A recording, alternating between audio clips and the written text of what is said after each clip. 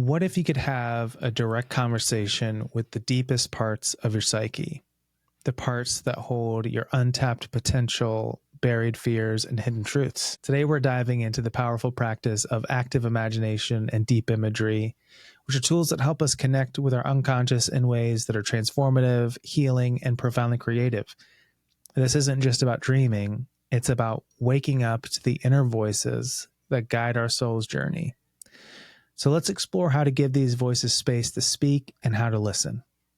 Welcome back to the Fertile Dark. I'm Daniel, here with Krista. And today we're really excited to do a deep dive into the practices of active imagination, deep imagery. We're going to share some personal experiences that we've had with this powerful practice. We're going to talk about what each of them are, how they're a little different, as well as give you some practical advice around challenges that people often have and how you can go ahead and get started if you aren't already using this as a regular practice in your life. Now, before we jump into a really powerful experience from Krista, we just want to let you know that we are actually doing a giveaway, and that is a one-on-one guided deep imagery journey. To be able to put yourself in the running for it, what we want you to do is to jump into the comments on Instagram, Facebook, or on Spotify. But what we want you to do is in the comments, let us know something that you learned or appreciated from this episode. And then from those comments, we'll choose one person to be able to do a one-on-one deep imagery journey with us. So without further ado, let's get into it. My journey began in the desert of northern India. I walked across the warm sand. There was nothing around me but sand and a beautiful sunset, which I took a moment to appreciate. I came across an archway with no door. It was made of dead but strong interwoven vines. As I passed under the archway, I was transported to a forested area near the Aboriginal tribe I lived with for a week, where it is believed that many spirits reside. There in the spirit forest, a crab appeared to me. I wanted another sort of animal guide, something with wings or a fierce predator. A crab seemed so uncool, but the crab kept coming to me, so I surrendered to what was emerging. The crab led me away from the spirit forest. We took a long trek that seemed to last forever. A crab can only walk so fast. I felt impatient to get there, and had to tell myself that this crab was here to help me. I needed to be patient, or else I would miss what he was showing me. After what seemed like hours, we finally arrived at a mangrove forest by the ocean shore. He took me to a giant mangrove, and a raven was there by the tree watching. I felt compelled to play with the mangrove, to spin around it, hug it, and bend my body over its twisted trunk and roots. Then the crab took me to the shore, where it told me to get into the water. There, it told me that I needed to swim with the stonefish, to consume the potion that the Aboriginal people made to drug the fish, and to allow myself to be speared in the head like the fish. I didn't want to do this and questioned the crab. He gave no answer, so I looked at him, the raven, and the tree pleadingly. But they all just stared back at me, with a message that indicated, "You know why you must do this." So I swam to the edge of the shore, took the potion into my body, felt a little fuzzy, and was speared in the head. Then I could see myself from above. My body was now half in and half out of the water, lifeless, with a spear sticking straight up out of the side of my head. The crab said, "It's time to go back now." Immediately, I shot down from above and dropped into my body on the shore. The crab's gift to me was my new life. My gift to it was protection from the spears. The raven then swept me up and took me on its back. We wove in and out of the curling branches of the mangroves, slowly upward and out. We soared back over the open land that the crab and I trekked across, and we came back to the spirit forest and the archway. The raven flew down suddenly, and just a few feet from the archway, intentionally hit the ground abruptly, so I shot over its shoulders and tumbled straight through the portal, roughly rolling onto my back in the desert where I began. When I came back into my body, I realized that I was moving my hands in gentle circles over my heart. That's a beautiful story, Krista. I really I'm really grateful that you're willing to share that. You. Is it okay if I ask like a follow-up question to that? Of course. I'm just really curious. I don't know if you have this written down in your journal, if you can remember. I'm curious about your experience after that journey. What significance or meaning or feelings do you associate with that? Immediately after, I remember feeling this sense of significance, just really deep significance, that something important was revealed to me, but I didn't know what it was. And just feeling this kind of like sudden sense of mystery and wonder, like I had a puzzle before me. And I also remember feeling that there was some meaning that I took away immediately. Um, the spearing in the head was really a strong visual for me to have. Seeing myself with a spear in my head, I was not expecting that when I went into this imagery practice. And it stood out as probably the most potent piece from this for me. And that piece stood out very clearly as what it was trying to tell me, or what that aspect of my mind was trying to tell me. From my interpretation anyway, I felt very clear on it, which at that time was that I was just way too in my head. I was just thinking so much about something that I was stressing myself out too much, and I needed to spear myself in the head, basically. I needed to just stop that part. And that's what I took, the meaning I took away from it, which then provided this feeling of clarity. Like I had come to this thought anyway, kind of cognitively in my busy mind, but seeing this imagery that I still to this day can see very clearly. And when I am in my mind, I refer back to seeing that imagery really provides something that for me just makes it that much more clear that I do need to listen to that message. And I can, but I don't want to just slide over it and let it slide past in my mind. That's a really beautiful meaning to take away from a very evocative journey. Now, was this something that you did on your own? Like, is this like you sit down or lay down and do your own experience, or was this something that was guided for you by somebody else? It was a shamanic journey exercise for a class that I did. So the teacher or professor had pre-recorded, a guided meditation basically, but there was a lot of room for me to fill in the gaps. It wasn't guided in so much as he led me every step of the way. Most of that stuff just came to surface with a lot of space and no verbal direction. So it was like a little bit of a somewhere in between. Yes, yeah. Like you had some guidance, but there was a lot of your own work happening. Oh, it's really beautiful. It's really powerful. I love the way that activities like this give us such evocative, potent imagery in a variety of ways. I was really struck by your reaction to the crab in your experience of wanting something else, being a little dissatisfied with the crab. I think it's a very common experience for people. Oh, it's a rabbit, or whatever image shows up, and feeling a little sense of really.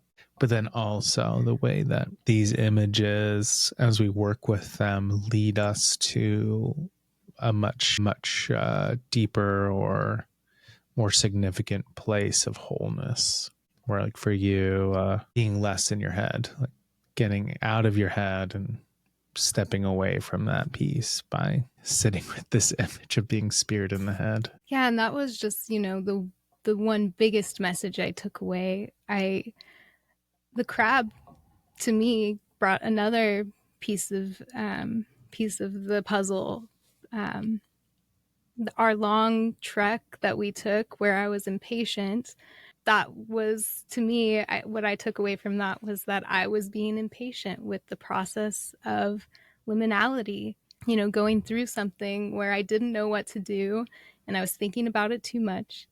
And I just needed to be patient. And so, though I was wanting to shun the crab and not welcome the crab into my fun little imaginary space, the crab actually was probably the perfect guide to show up.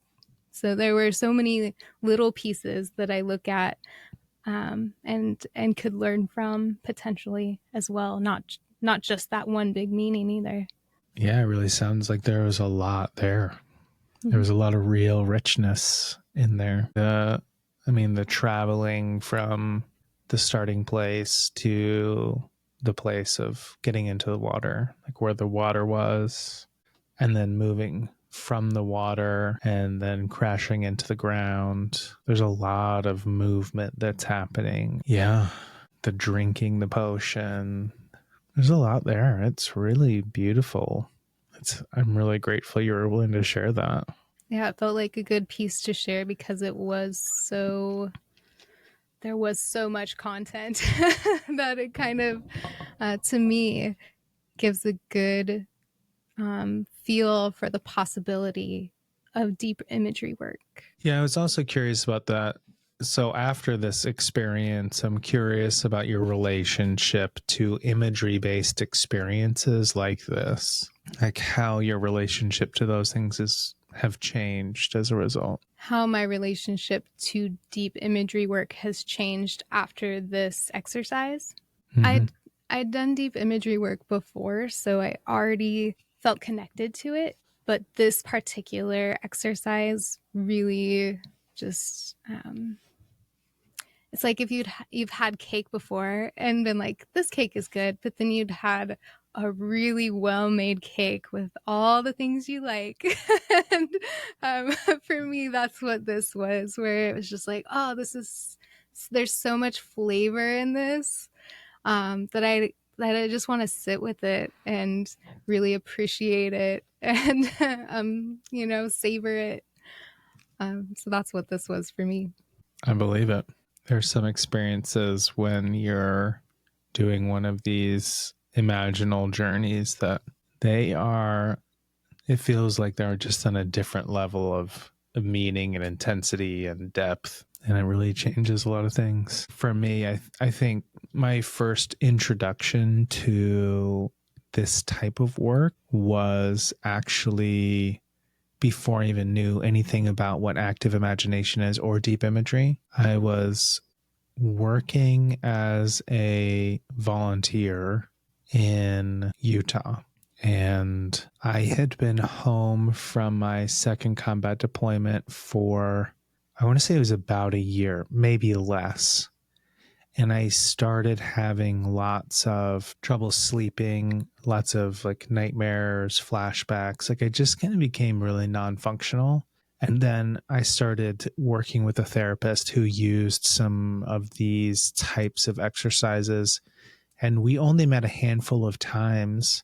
But in that handful of times, everything that we did was very imagery based, where we would start with a guided relaxation and then work through guided imagery.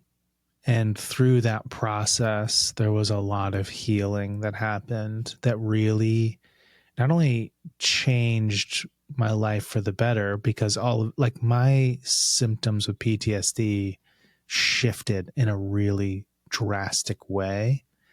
But then also it was, at the time, I'd never done therapy before. It was like, this is my first experience with therapy. And it was such a game changer. It was so unique. We didn't just sit and talk. It was like he guided me through this journey inside myself. So rich, so vibrant.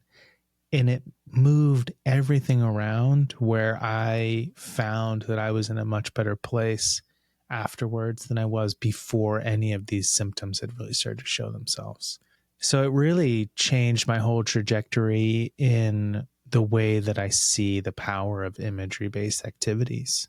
And then I don't remember when I kind of ran into the idea of active imagination and then into the idea of deep imagery, but it really started when I was just in this period of real uncomfortable, like real discomfort with dealing with a lot of post-combat kind of issues. It was hard. And do you feel that imagery work provided something that you wouldn't, provided access to something you wouldn't have had before? Or what specifically, I guess, do you think that it did for you that was different?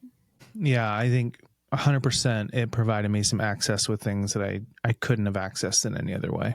I really like the way that Marie-Louise von Franz puts it, and she's referring specifically to active imagination, but she says it's a kind of self-analysis that engages with the unknown parts of our psyche, letting them come alive and speak for themselves. And she also says that it allows us to engage directly with the unconscious, creating a living connection to the contents of the psyche. And it's like when I have done these experiences that are based around working with unconscious imagery, I find that there are things internally that I could not access in any other way that are paramount to my system's capacity to move towards wholeness. And I've found like that has been the case over and over again. And it really started with this set of maybe 3 or 4 sessions that I had when I was, 22, 23.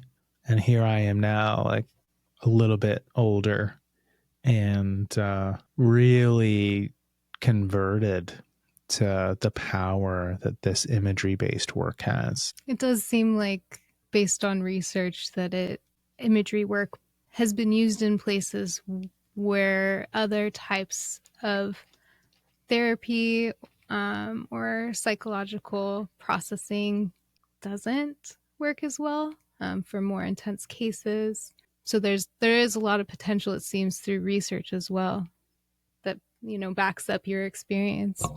Well, I'm really curious about that because I have wanted to look at research and because what we're talking about here is something that's really qualitative. And I am really curious about the research that's been done. I mean, it's something that I've thought about as a possibility for some doctoral research. And so I'm really interested to hear what you found about that. Yes, I can send you those links, but I just kind of wrote little quick notes on what I found, but I found one paper that discussed that, and it was based on research, that mental imagery can help reduce symptoms of PTSD and anxiety, that research that shows that it is helpful in CBT or exposure therapy.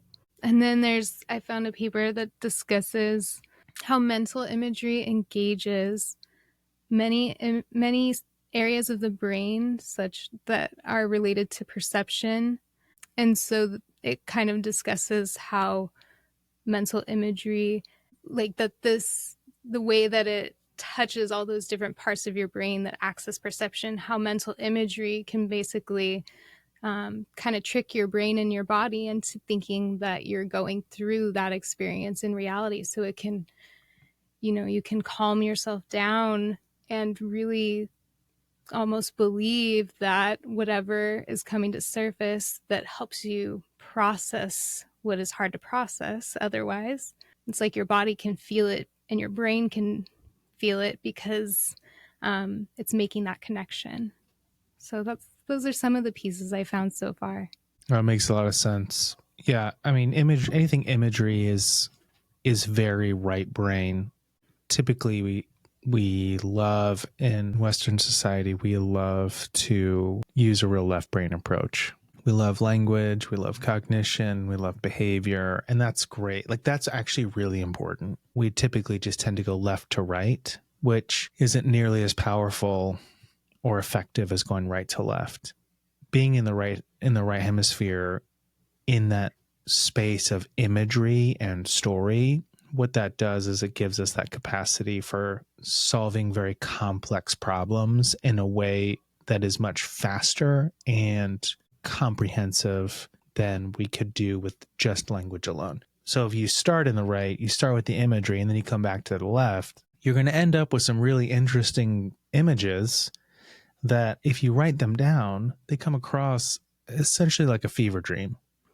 or like you are on a psychedelic journey. But then when you sit down and start to work with them a little bit and you start to integrate that left hemisphere, all of a sudden now you can really bring a lot of power in there that you couldn't do if you went the other direction. So it really makes a lot of sense. So I wonder if maybe we just explore a little bit of what it is we're really talking about. And because what we're really talking about is a technique called active imagination, but maybe we talk about what it is and what's really happening as we engage in that. Because I know that for a lot of people, if I bring this up, they will nod along and feel a little reluctant to say, I really don't know what you're talking about, which is fine.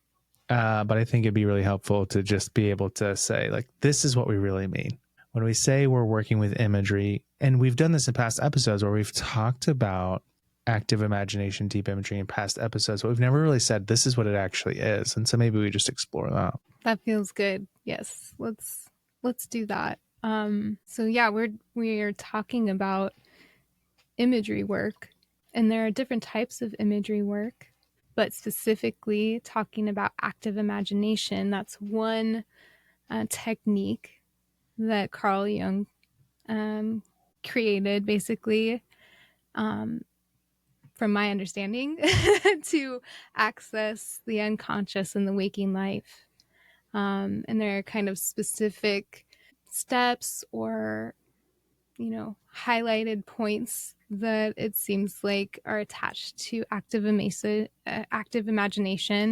From my understanding, you start by getting into a relaxed state of mind, and you settle your body down. And then you begin with an image or an aspect of the self. And this image might have come up in your discussions of dreams, or the image might come to you as you start the meditation, or maybe the aspect of self is something that a part of yourself that's really struggling to be heard. You can start with whatever's arising, and then basically you just observe and you wait for change to spontaneously happen in your imagination. And the key is not to guide it anywhere and not get it to a certain end point that you're wanting, but to just silently witness what happens. Though at the same time, you're actively engaged with what is happening. So there is a little bit of engagement that needs to be there. And then after, you take note of what comes up for you emotionally, and in some way you turn it into ritual and you express it through something and bring it into the real world. And that's kind of a way to transmute these unresolved feelings around what surfaced and to bring them into reality in this new, light that they kind of got wrapped in with your journey.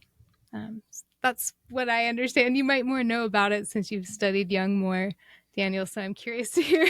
Maybe I got something wrong. Let me know. Well, I think it's, yeah. So it's, yes, Jung really coined active imagination. This is a technique he developed. And it's really a potent thing. And there are a lot of ways to do it. But the essence of it is just like what you're saying, right? And this, I think if someone wanted to really get a Jungian perspective on this, I'd recommend reading the book Inner Work by Robert Johnson. One half of the book's about dreams and one half's about active imagination. It's really nice. But he just says, active imagination is the conscious, intentional dialogue between the ego and the unconscious. And that the function of active imagination is to transform the destructive elements of the unconscious into creative forces. So the idea is that I essentially go to an in-between space internally where I am below the level of consciousness and above the level of unconsciousness. And I sit in this middle ground where my conscious mind can now interface with my unconscious mind. It's essentially, I'm entering the dream world without being asleep. I'm being awake. And a lot of people at this point ask about lucid dreaming, and maybe we come back to that. But this is very different than lucid dreaming. This is, I am awake and I am interacting intentionally and consciously with material from the unconscious. And it can be done, like you were saying, it can be done in a variety of ways. There are different schools of thought on this. Like there's kind of the pure Jungian school of thought. There's then there's the deep imagery, which is more post-Jungian. And then there's also even an element of this in the practice of dream tending, which in the dream tending approach, it's called animation. It's a type of active imagination. The difference being with animation, instead of the conscious moving to the unconscious, you're actually bringing the unconscious into the conscious, if that makes sense. It's like the directionality feels different. But there is a degree of relaxation you got to have.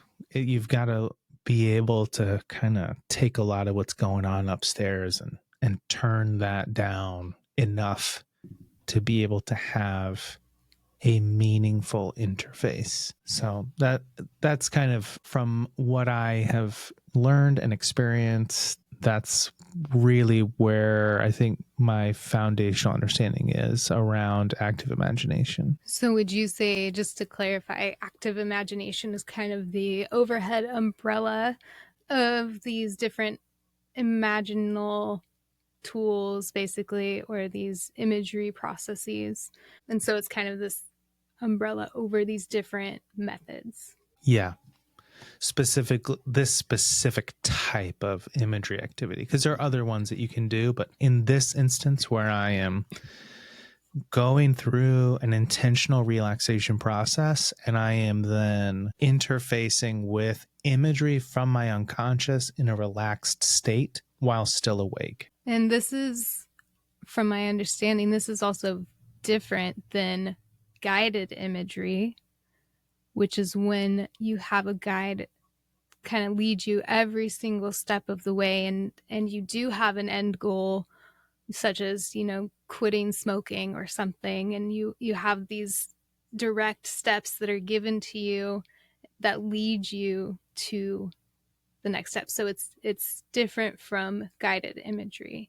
Yes, in that while oftentimes you have a guide, meaning that like if you are journeying, like you are the one experiencing active imagination, you might be sitting in a chair or laying on a couch or laying on the floor or whatever. I will be right next to you, prompting you from the outside. But the true guide is on the inside, where guided imagery is much more guided from the outside, where I might say, picture this specifically in your mind, and we're going to work towards this end goal. In active imagination, the end goal is wholeness through dialogue, and the unconscious imagery is more in the driver's seat than the person on the outside. I wonder if it would be helpful if I shared an example of like an active imagination that I have done relatively recently. Yes, please. I was doing some training in archetypal tarot, like approaching the tarot from a perspective of individuation rather than divination. And one of the recommendations from one of the Jungian recommendations around this is, in order to get to understand the imagery of the cards and their significance better, is to do active imagination experiences with the cards. And it even, like in this one book I have, it gives a recommendation. Start with this card and here's your sequence. Just go through the major arcana, and basically the goal is that because these images are archetypal in nature, you can go into the unconscious and you can interact with them, and you're essentially pulling from the collective unconscious. And for a variety of reasons, I started with the Magician, even though the recommendation was to start with the Empress. And that might be a story for a different day, but I sat on my couch. I pulled out this card. I held it in my hands. I sat down and I went through my relaxation. And I just there's a certain space that you get to that it feels in between, like where the unconscious starts to materialize some imagery. And I was standing in a grassy field at the base of the Magician's Tower, and I ascended the stairs of the tower into the Magician's workshop.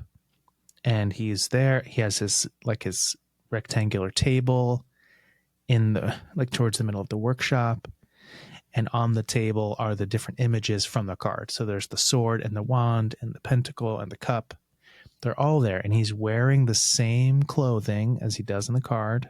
And this isn't like I'm trying to visualize the magician specifically. This is like I am just focused on there's an invitation of allow the magician to appear from my unconscious and to teach me what it is that my unconscious is trying to convey to me. Like, what is it that I need to understand? So I come into the magician's workshop. He has his tools on the table. He's doing some kind of experimentation. And then we have a dialogue, like this image of the magician and I. And then in this active imagination journey, he begins to hand me things. So he hands me the wand, he hands me the cup, he hands me the coin, and then he takes the sword off the table and then has me kneel down. And instead of just handing it to me, it's almost more like a knighting ceremony kind of imagery.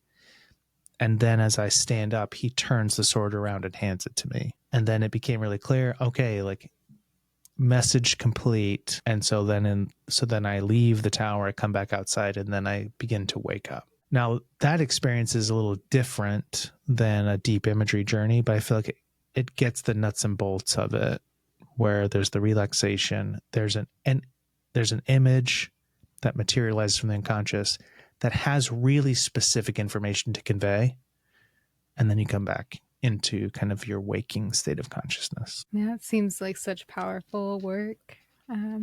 Yeah, it seems like an interesting experience. Yeah, I should try and find that journal entry and see what I wrote in there about it. Yeah, I was curious what you took away from that.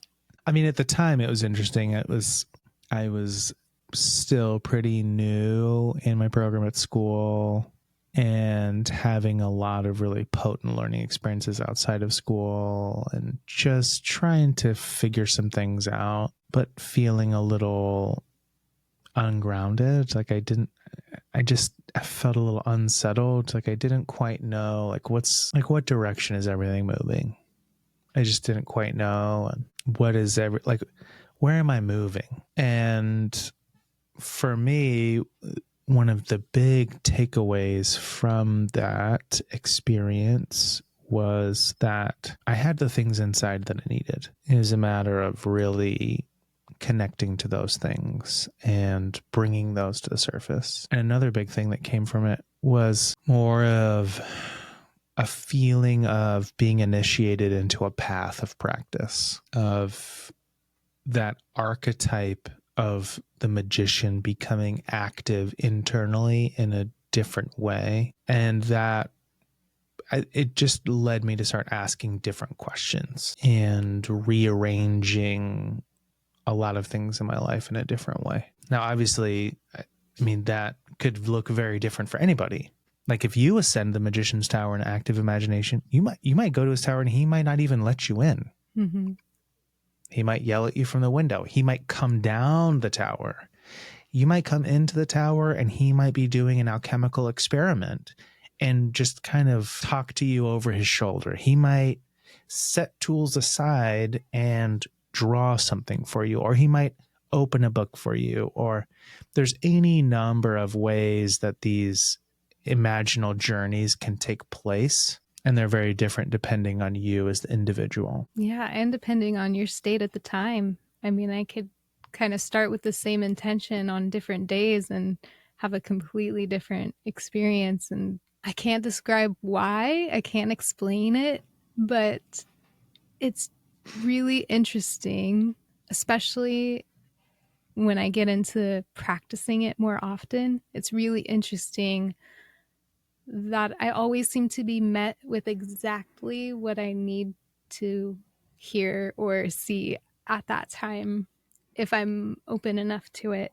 Yeah, it's just this amazing aspect of the mind that's like, okay, like here you go. You wanted some insight.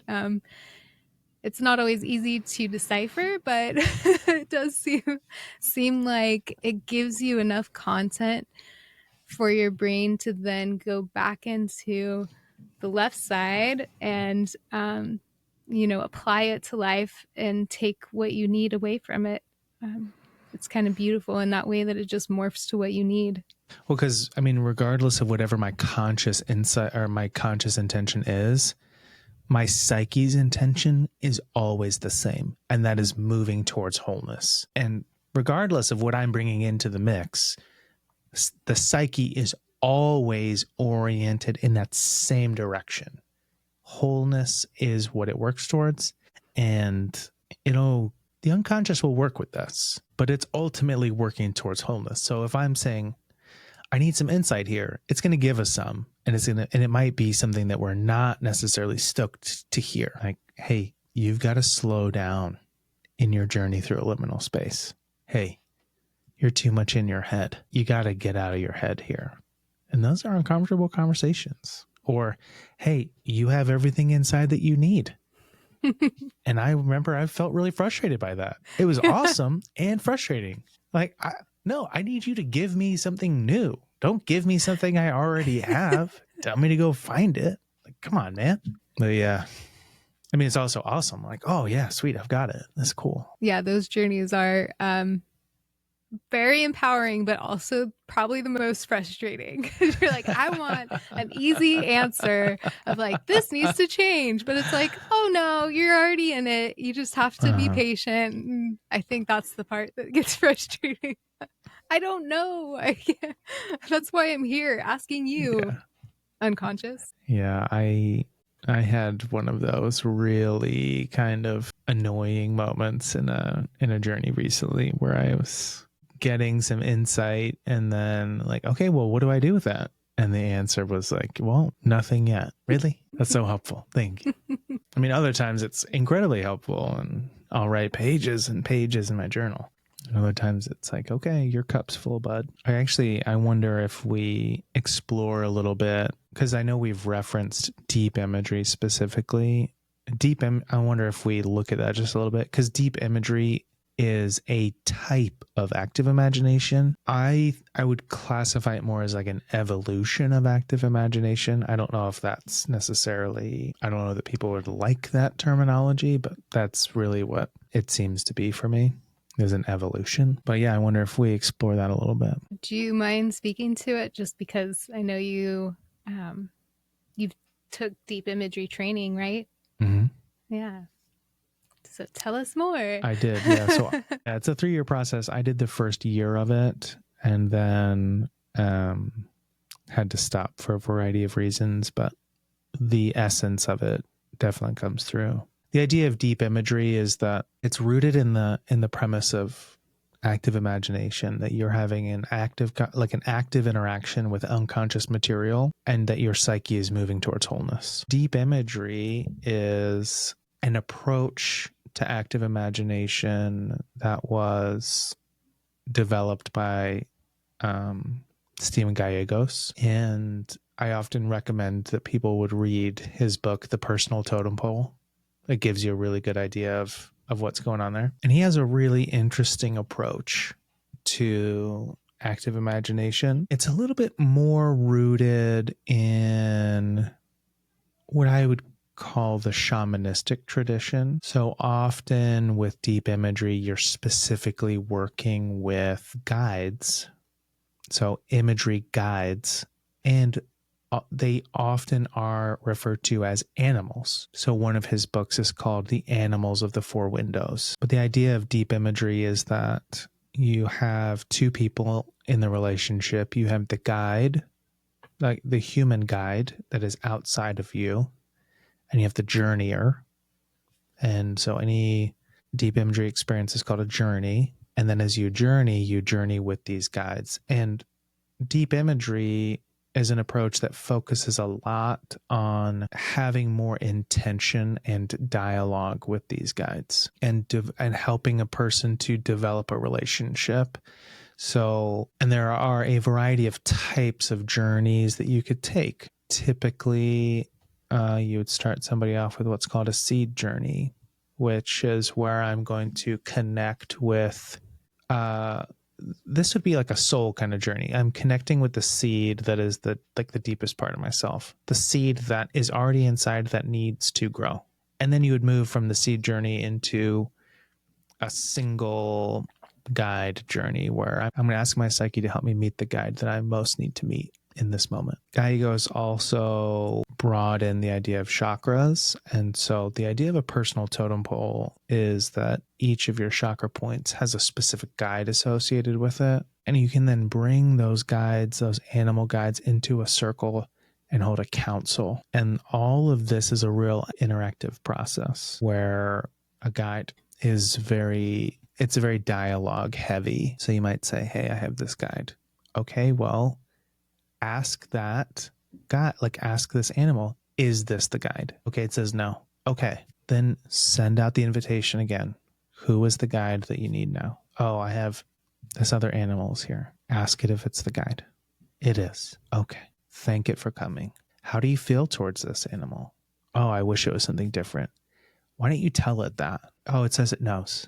Great. Is there anything else that you want to tell it? I want to tell it that I'm glad that it knows. Okay. I want to give it a hug. Okay, well, ask your guide if you can give it a hug. It says no. Okay. Can you respect that? Yes. Okay. And then that's kind of what a deep imagery journey looks like over time, is that you have this back and forth, and the role of the person on the outside is to facilitate this interactive experience of developing a relationship between the journeyer and their inner guides. So the exterior guide doesn't give specific directives, but is really there as a facilitator between the journeyer and the unconscious animal guides that come to surface. Exactly. So, for example, in the story that you shared at the beginning, when you had the crab emerge, and I'm trying to remember, how did you describe your feelings towards this crab? I wanted a fierce predator or something with wings, and and I did not think it was cool. So in a deep imagery journey, if you were the journeyer and I was the guide, then I would say, why don't you tell crab that? And it's like the whole journey is kind of on pause at this point, and you're telling the crab internally, I wish you were a fierce predator, or like something with wings, or like at least something cool. And then crab has a chance to respond, right? So I'm a little bit curious about these chakra animals. How do you determine your chakra animals? Do they kind of, you focus on a certain area of your body, and then an animal arises, and then that's kind of your representative after that point? I mean, how does that work? So it's important to realize that any guide can change over time. That's the first thing to keep in mind with deep imagery, is that although my guides may stay the same for a prolonged period of time, that's not a guarantee. They may actually change. To connect with a chakra guide, what you would do is you begin really the same. You begin with a guided relaxation, and then you, as part of that relaxation, you offer an invitation, and you invite the guide for whichever chakra it is that you want to journey with to come. So, for example, the last chakra journey that I did a journey with the animal or the guide of my heart chakra. And so I went through the relaxation, I offered the invitation, and then for me, the animal of my heart chakra is a jaguar. Jaguar shows up. And then I just check in. Are you the guide? Are you the guide for my heart chakra? In this particular instance, in a way that doesn't really surprise me. There was a little bit of, I mean, it's interesting, like different guides, like there's a certain degree of personality there. And my Jaguar guide had a little bit of snarkiness, which for me feels very on brand. And you do that, but you do the same thing for any of your chakras, right? Sometimes people want to just meet all of them at once, which is a lot. And you're not necessarily going to do much journeying. You're going to do a lot of meet and greet, is really what the experience feels like. So, for example, the guide of my heart chakra used to be a badger, but has changed into a jaguar. And that was a really deep and profound experience when that happened. But so anyway, in terms of finding out chakra, like chakra guides, that would be the process, is that I go through my relaxation as I get into that space where I can interface with imagery. I extend the invitation. Oftentimes I'll also have people focus on that part of their body. It's like, okay, focus on this part of your body and invite this guide to come forward or however. Deep imagery seems interesting to me, and I can relate to what you mean by possibly an evolution of active imagination, just because you have guides, but they're more tapped into, potentially they're more tapped into the body, which kind of brings in a little more of that somatic connection, which I think could be powerful potentially. And then the idea of bringing in animals specifically as guides. And I'm not sure, maybe other guides can come up, but to invite the animal guides seems also powerful, because detaching a little bit from the human aspect of self and kind of putting the animal qualities to it, for me, it allows me to kind of look at everything in a deep way, everything I'm processing in a deep way, but emotionally remove myself just a hair, because it's not a human. It's, it's attached to this animal, something in nature, something that has, and humans have gone through years of evolution too, but animals kind of have this magic about them that allows me to process human emotion, and see it a little bit more removed from myself, which allows me to kind of get deeper into it without getting so lost in my emotions at the time. And then to really, as I get deeper into it, those animals still provide this level of protection that could be more easily permeated by a human figure. Yeah, it's really important, right? Like you're in an altered state of consciousness during these experiences. And I think a lot of times we look at these as made up, but what we're talking about is something that is in the imaginal sphere, not the imaginary sphere. Imaginary is made up. This is 100% real. It just seems very different. It seems like it should be made up. It seems like it should be make pretend. The psyche is a really complex and incredible thing. And just because it feels surreal doesn't mean that it isn't actually a real thing. Like, for example, I was doing some volunteer work for a while, and it was extremely stressful. And I was given an assignment that was much more involved and intense than would typically be associated with that assignment. And the stress was so intense, my health started to deteriorate, like between work and school and this volunteer work I was doing. I developed this like really big knot in my shoulder that would give me migraines. That's when my cough started. But it was like I was just maxed out and had been maxed out for so long that my body started like breaking down a little bit.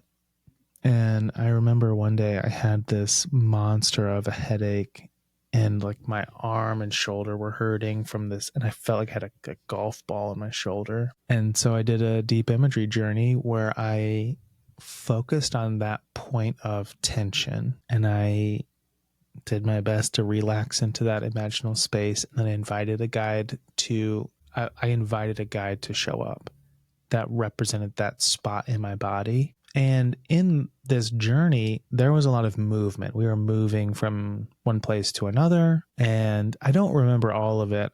I'm sure I've written it down in my journal, but the end result was that my headache went away, the pain that was radiating down into my arm went away, and the tension that was in my shoulder decreased.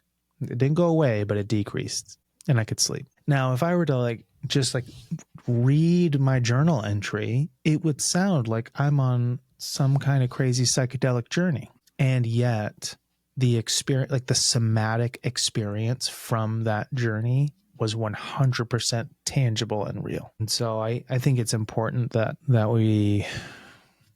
people realize, like, just because it's not physical doesn't mean that it's not real in this instance. Yeah, because real can be what you're challenged by, what you're facing, what you're dealing with. Your mind is going through that. Your body is going through that unprocessed emotion or stress or whatever it might be. So you're facing the realities of it either way. And it just happens to, come up in these exercises in the form of what might look like a psychedelic trip, because it kind of bounces around and it's unpredictable, and you move in worlds, and it's not something we experience on a daily basis, but it is real. It's just a really powerful way to access that, those parts of yourself. It's beautiful, your story, like palpably feeling the tension in your body change to just drastically from a short experience that didn't take any drugs or just to be able to know that there's something that could be potentially that useful. And it doesn't solve everything, but just the mind is that powerful, and that we can provide this for ourselves. That feels really special and magical and beautiful to me. Yeah. There are some people that when I talk to them about active imagination or deep imagery, they feel some concern about it through the lens of what's called aphantasia. Now, in our Q&A episode we did, I think it's like episode 4, we talked a little bit about this, but aphantasia is something that impacts a person's ability to consciously create imagery in their mind's eye. And it's a scale of experience. So some people can have some, but not all. Some people they don't have any at all.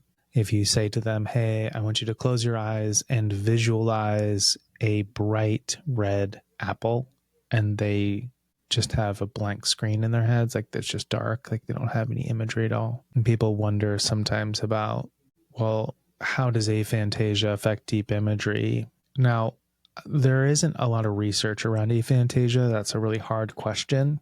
But I do think it's important to say that deep imagery and active imagination aren't about conscious creation of imagery. They're about unconscious creation of imagery. So at least with the people who I know that struggle with aphantasia, they can still dream. And active imagination and deep imagery are in the realm of dream more than they are in the realm of picture this thing in your head. At the same time, not everybody journeys in this visual way. There are a lot of ways that people journey. Some people journey somatically. Like I've seen somebody who does this. Like the way that they journey is by moving their body.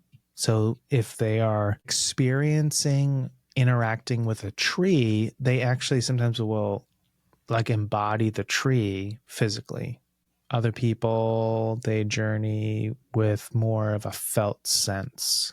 They don't really have an image with it, but they do have a feeling with it. And some people feel so uncomfortable with imagery that they actually send it away, where they'll have an image appears and they're like, oh, I told that to go away. So then they've rejected that part of their psyche and they essentially have to work to get it back.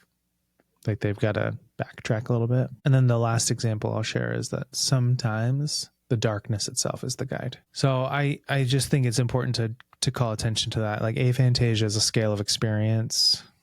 And also there are a variety of ways that people can can do this kind of imaginal exercise. Yeah, that seems helpful.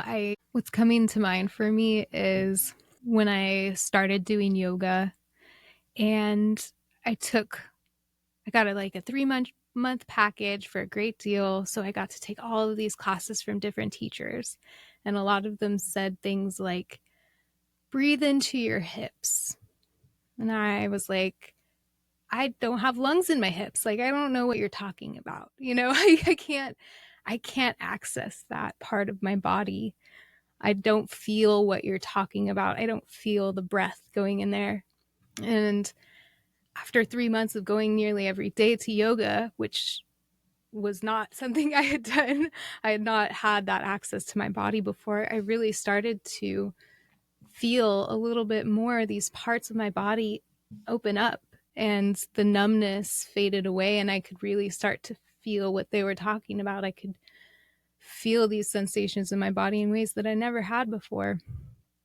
And so I'm curious, I don't know specifically about aphantasia, but just in general, if the imagination can be like that, where you have so much tension around these unprocessed things within you, that, or parts of yourself, that there becomes a certain numbness to it, and it's harder to access, and it takes practice, and it takes maybe 5, 10, 15 sessions even before a guide comes to you. Maybe it's just darkness for multiple times before something happens. And just personally reflecting on my experience, I do notice that there are times when I have these content filled explorations, and sometimes where not very much happens at all. And it does seem to correlate sometimes with how tense I am, how shut off I am to my emotions. So that's kind of something that's coming to the surface as far as being able to access the imagination as deeply as you want every time. Can I ask a follow-up question on your yoga experience? Of course. How did you learn to breathe into your hips? That's a great question. I believe it was a matter of really focusing awareness on where I could feel sensation of the breath, and really just keeping my awareness on that. And then I started to notice that the breath would expand just a tiny bit more in my lungs, and there were parts of my lungs that could feel more. And then it's almost as if I could feel the breath start to go beyond the space of my lungs, and I started to understand that you could just create space by bringing awareness and starting from where you can feel and can access that expansion, and just kind of focusing on the edge of it. So in applying that to imagination, and these deep imagery exercises, I'm wondering, for anything that does come up, focusing on the edge of that, on the boundary of what does show up. If you have a guide but they don't say anything, notice as much as you can about it. Notice all the ways it makes you feel.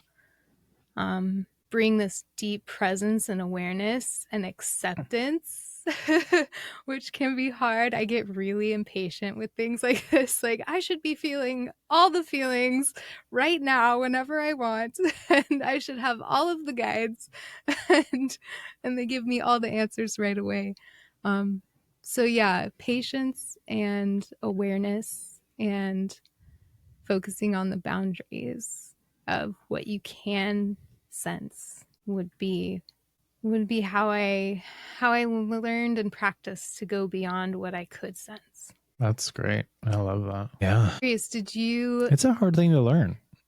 It is. It is. And there are parts of you that have learned to protect yourself, especially if you're working with some more intense stuff, and especially if you've been hanging on to it for a long time. Like, these parts of you have learned to protect yourself. So it can be tricky to navigate that and to trust it and to not get too lost in fear if things arise, because that is a potential, and it's potentially something could arise that might not be this really cool, fun experience. And it might be uncomfortable. And it might bring up emotions that are really painful. So that is something to note, that it can be a tricky process, but it feels worth it because there's so much potential for growth and expansion and feeling whole again and bringing balance into your life and accessing your creativity. To me, it feels worth that struggle. I agree. I referenced it earlier. The first time, no, not the first time, the first like 6 times that I tried to do active imagination with the Empress from the Major Arcana of the Tarot, completely unsuccessful. Now, I would not consider myself an expert in all things deep imagery by any stretch of the imagination. I do feel relatively proficient. I've been doing active imagination for close to 20 years. I feel like I've got a handle on the experience of it. Every single time I tried to do active imagination with the Empress, I fell asleep, and I'd like wake back up, try again, fall asleep. The first time that I tried to do active imagination with the Magician was the experience that I shared. I haven't tried doing this in a while, so I still haven't done it, but it's interesting the way that there seemed to be some kind of protective experience around this journey with the Empress.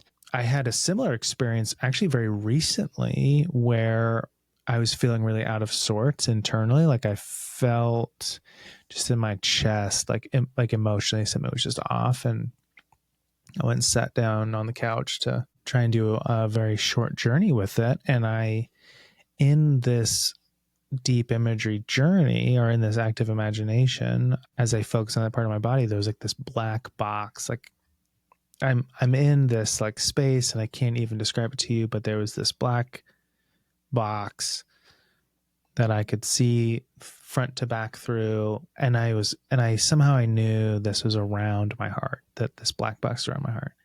And if I tried to go into the space of the box, I fell asleep. But if I stayed out of it and just allowed myself to be aware of it, I didn't. And then I asked my system, like I just asked my psyche, like, hey, can you give me a guide from this black box that I can work with, that I can learn from? And I had a black fox that appeared.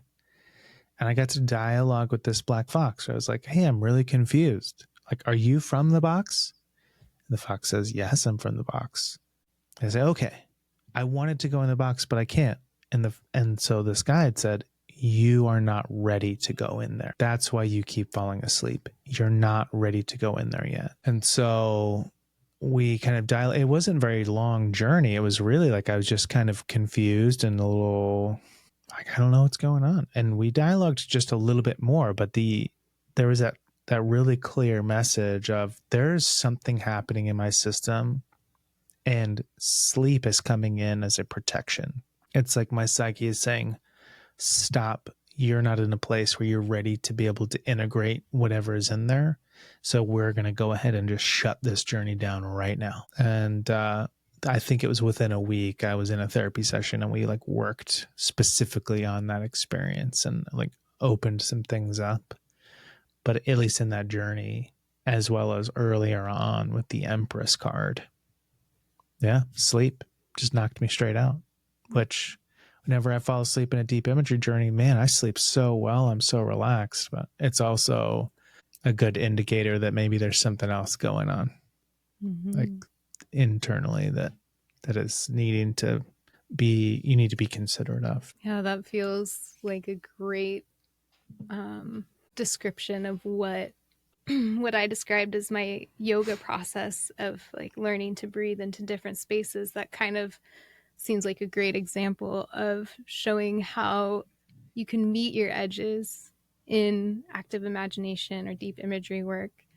I love the idea of calling a guide into that space with you who might kind of represent the gatekeeper of that boundary and kind of ask them what's going on. I think that's beautiful. I mean, instead of forcing your way into it and going past, like, there's part of your unconscious that's telling you, nope, like we're not ready for this yet. And like you said, your mind is always looking to come out more whole, more integrated, more healthy in the end. So I think it's beautiful that you not only listened to what was arising at the time, but kind of just met the edge of it and asked a little more about it. And that you've discussed possibly going back into it in the future, but kind of gave it space at the time too. I think that's a beautiful way to meet your edges in this imaginal space. Well, it reminds me, like what you're saying, it reminds me of something Carl Jung said. He said, who looks outside dreams, who looks inside awakes. It really feels like that's what's happening, right? As you work with this imagery that is being materialized or manifested from your unconscious, like you really come to know yourself better. You come to be more aware of some of those signals that your body and your mind are sending you, where like there is a degree of awareness that you develop, and you also learn to trust yourself in a different way too. Like there is an increased trust in your intuitive sense. I mean, some of my deep imagery journeys, it's like that was the craziest thing I've ever, like, that's crazy. I'm traveling on beams of light through outer space and turning planets into gold, or I'm, absorbing all of my chakra animals into my chest and like obtaining their powers, or I'm merging with this animal and I've become a tiger. That one's not mine, but it's like on the surface, if you just read it or say it aloud, it can sound so crazy, but it's a way where you learn to trust yourself more and develop that intuitive function a little bit. Yeah, trust is a really... And it can be used in a lot of different ways. Go ahead, sorry. Oh, I was just saying it can be used in a lot of different ways. Like it doesn't have to be just, I need a single guide, or hey, whatever, I want to work with this chakra animal. It can be, it's a very adaptable exercise, a very adaptable tool that you can use. Yeah. I love that it is so adaptable, and you can take away meaning not just from your dialogue with the guides, but where you showed up, what scenery is there. And there are different approaches that people have come up with to this type of work. And so there are options to kind of approaching it in different ways. And I think that could be helpful to people who might have different access points.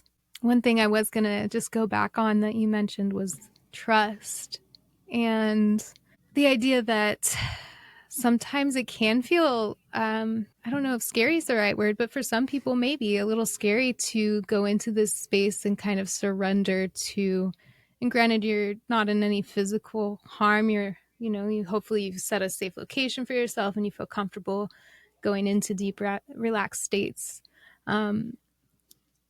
But it can be a little scary to just surrender to whatever might come up. And you have these guides, and there does need to be this level of trust that you have in the process. And sometimes you have to practice to gain that trust, to really trust yourself and the parts of yourself that they can show you what they need to show you in a way that helps you. So I just wanted to note that, because I think, somebody who's never done this before, it may seem kind of strange, and it may be hard to surrender in that way. Yeah.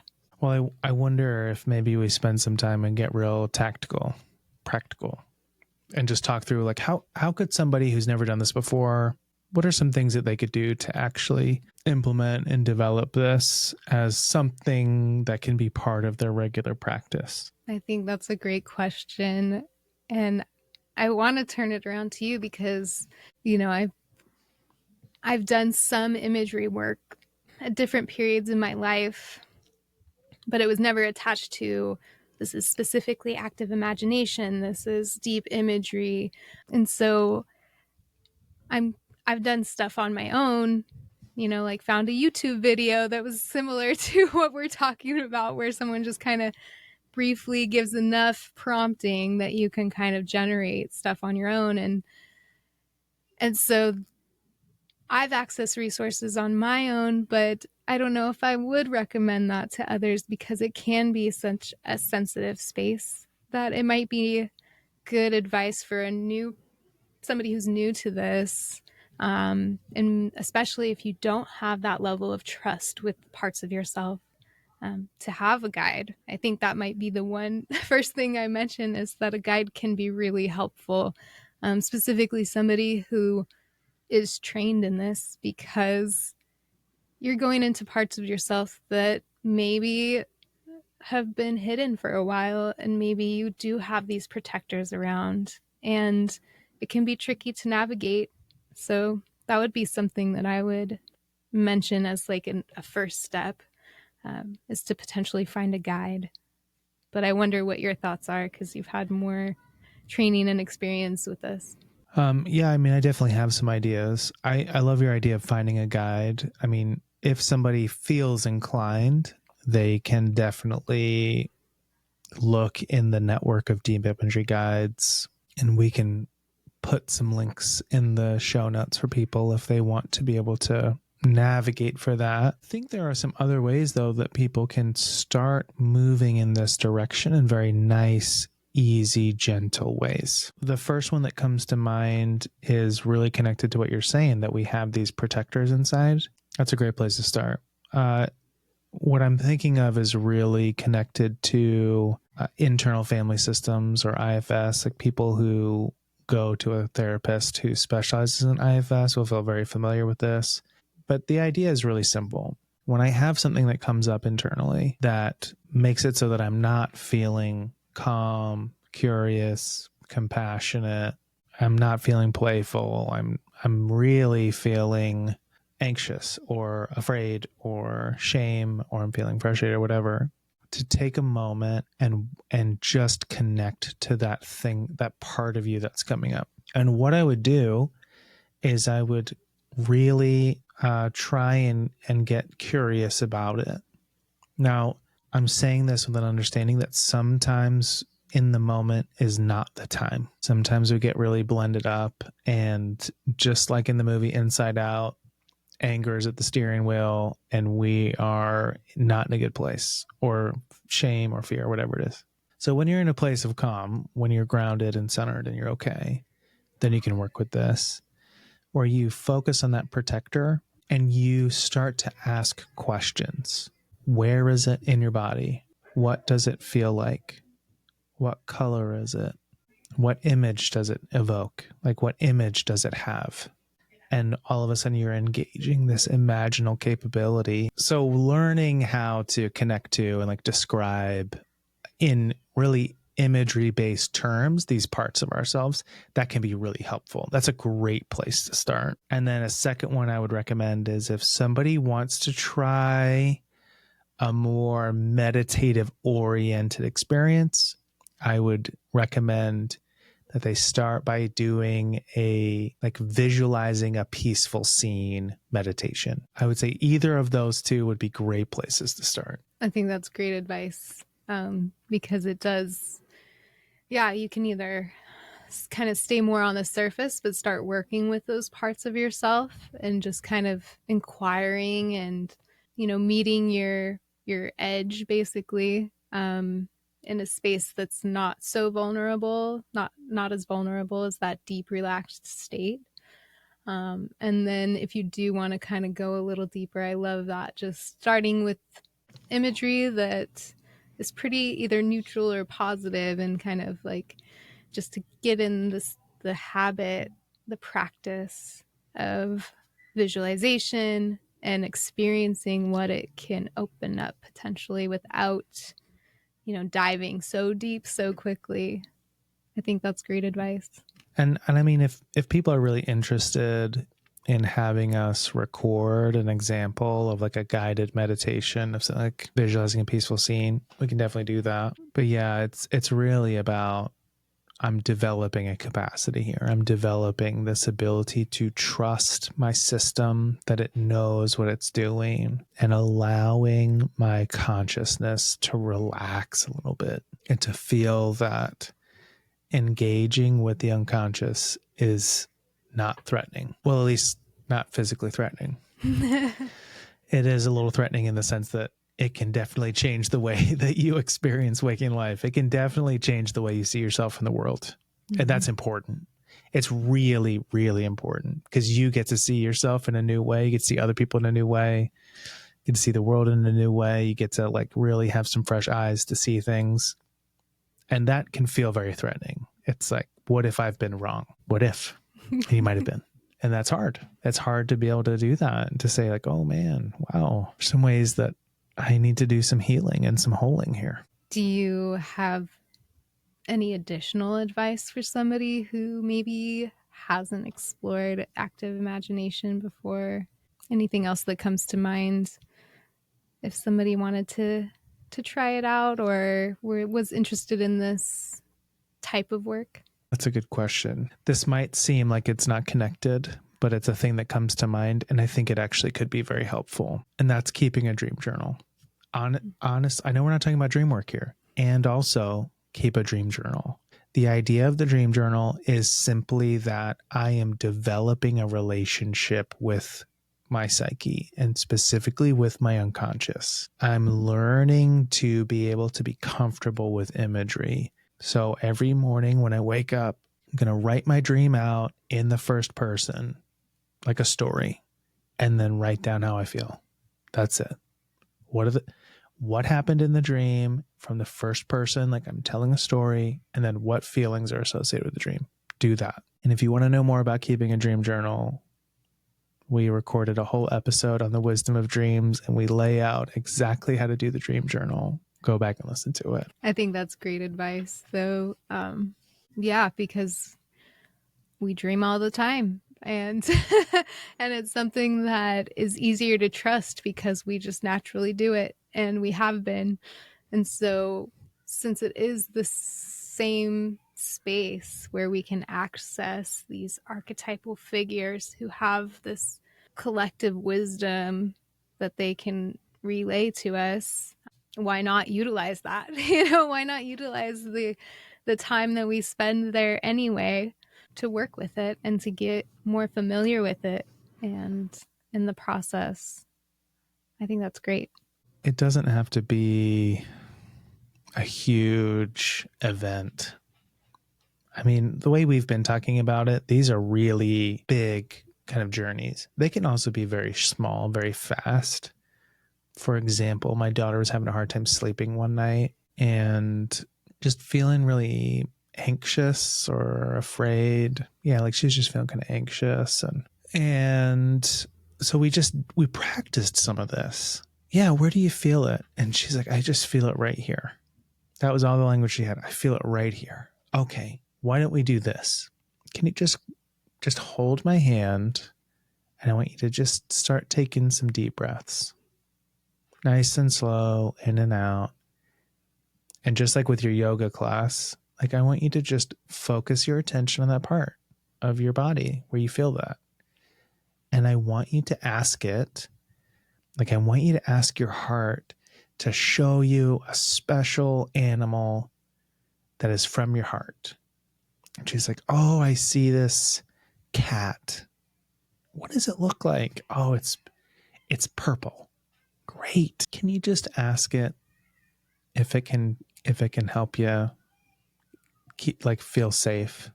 Yeah, I'm going to ask it. Okay. And what did it say? It said it will help me. Okay. And what's it doing right now? Oh, it's curled up around my heart. Great. Can you tell it thank you? Okay, I told it thank you. Great. Can you just start squeezing my hand? Yep. I just squeezed my hand, came back to it. And then we went in the garage and we found this like amethyst colored nine-tailed fox, and we brought it in and we set it up in her bedroom on her dresser, and it's still there. And that's the physical representation of this journey that we did. That whole thing took less than 5 minutes. I think it took maybe 3 minutes of time. And I think that's an important thing to realize, is that it really can be that fast. It can be very quick. Take some deep breaths, really relax your body, focus on a point in your body, and just ask for an animal to appear. Boom. Yeah, that's great.